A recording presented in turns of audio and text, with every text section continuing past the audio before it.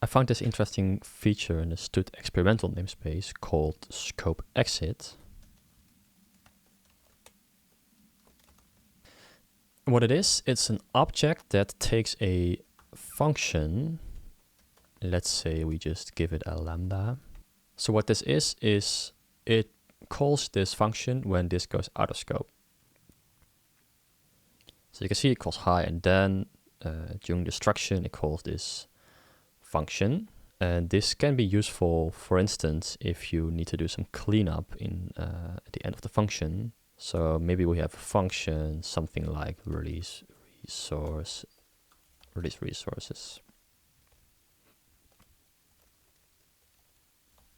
So let's say we do this, and you just need to call release resources on the destructor.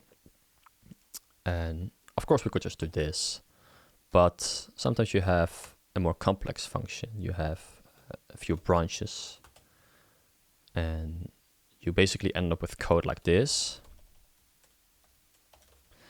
And this can be simplified using this guard. So now, whether you return through here or through here, you have to guarantee that this resource is cleaned up at the end.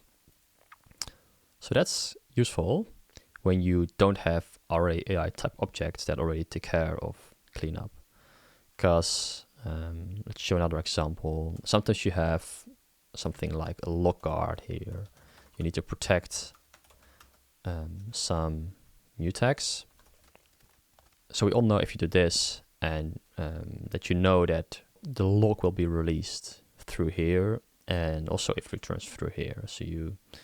But not always do you have an RA/AI object that does the release resources for you.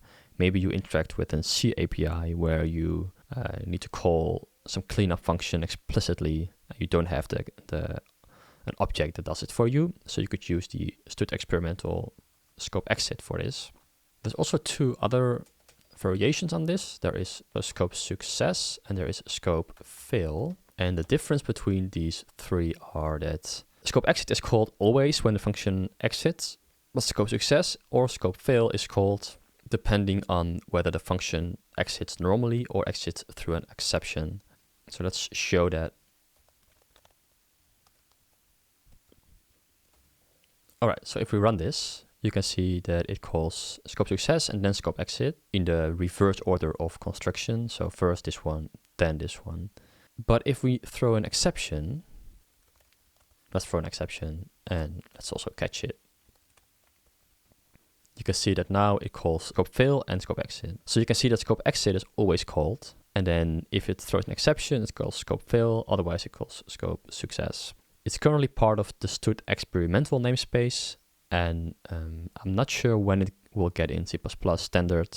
If you want to use it, you could use it through the Stud experimental namespace, or you could also use it through the Boost library, which I believe already contains this. So yeah, I hope you found this video useful. If you want to follow me, please subscribe to my YouTube channel or subscribe to my newsletter on cppdoctor.com, and see you next time.